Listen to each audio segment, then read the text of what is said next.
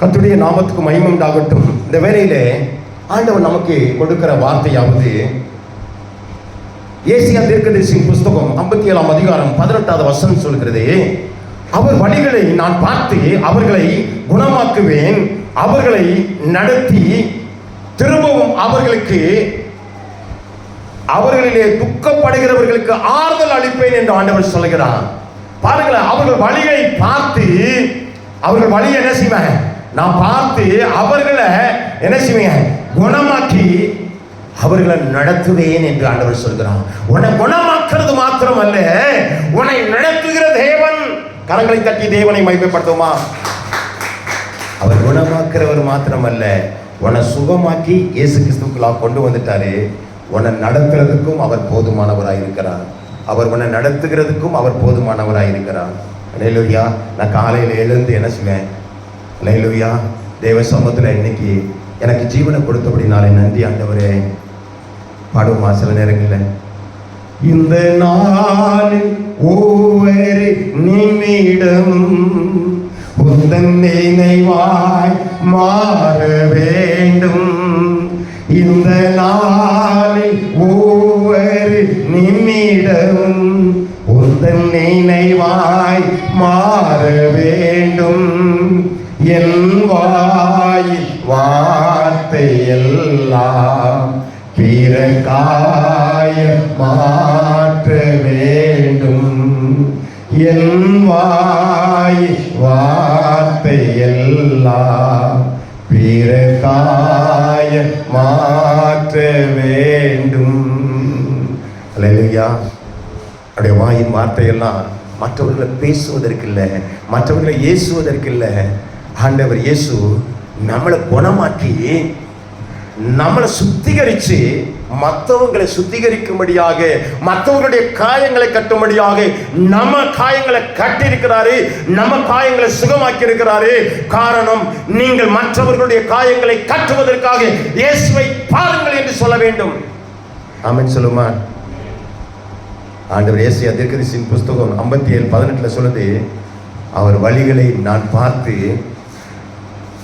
அவர்களை குணமாக்குவேன். அவர்களுடைய வழிகளை, உங்க வழிகளை எல்லாம் பார்க்கிறாரு, உங்க பாதைகளை பார்க்கிறாரு. இயேசு உங்களை அழைச்சிட்டாரு. உங்களுக்கு அற்புதம் நடக்காத காரியம் என்ன? ஏன் குணமாகல? ஏன் அற்புதம் நடக்கல? இயேசுக்கு முக்கியத்துவம் கொடுக்கலாமா? ஆராதனைக்கு முக்கியத்துவம் கொடுக்கலாமா? சொந்த பந்தங்களுக்கு முக்கியத்துவம் கொடுக்கலாமா? ஆமென் சொல்லுமா. பாருங்க, நான் மறுபடியும் வாசிங்கள,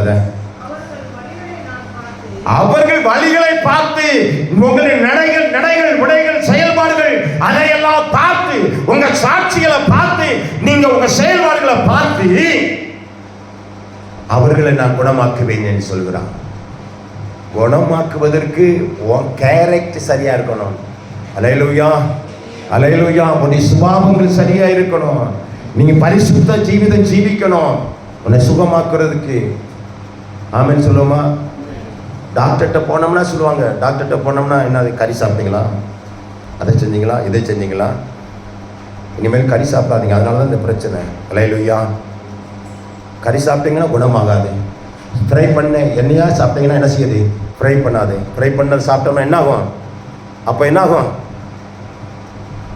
உங்களுக்கு கொலஸ்ட்ரால் கூடிரும் அப்படின்னு சொல்லி. ஆனால் டாக்டர் ஆகி இயேசு கிறிஸ்துவிட்ட வந்தோம்னா, பரிசுத்தம் இல்லாட்டினா, உன் நடத்த சரியில்லாட்டினா, உன் செயல்பாடு சரியில்லைன்னா உன்னை குணமாக்க முடியாது.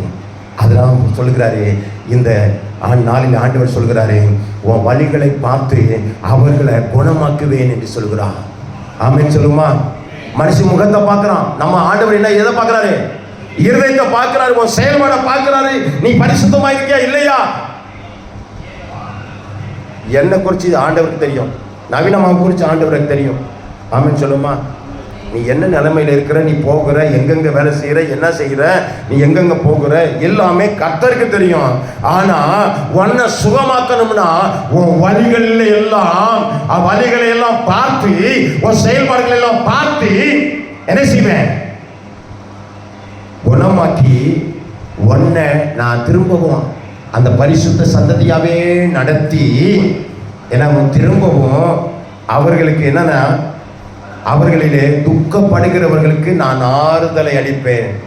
அப்போ ஒன்னாலதான் ஆண்டவர் என்ன செய்யறாரா, உன் நடைகளை உன்னுடைய செயல்பாடுகளை பார்த்து உன்னை குணமாக்குறது மாத்திரமல்ல, உன்னை நடத்துகிறது மாத்திரமல்ல, அதை போல திரும்பவும் அவர்களுக்கு பாருங்களேன், அவர்களுக்கும் அவர்களில் துக்கப்படுகிறவர்களுக்கும் ஆறுதலை அளிப்பேன்னு சொல்றாரு. உன் மூலமா தான் மற்றவர்களுக்கும் துக்கப்படுகிறவர்களுக்கும் ஆறுதலை அளிக்கிற தேவன். கரங்களை தட்டி தேவனை மகிமைப்படுத்துமா. உடைய வாழ்க்கையில துக்கத்தின் ஆண்டு மத்தியில இருக்கிற எல்லா நிலைகளையும் மாற்ற இயேசு கிறிஸ்துவை முன்பாக அவர் என்ன செய்யறாரு, பரிசோதனை பண்றாரு.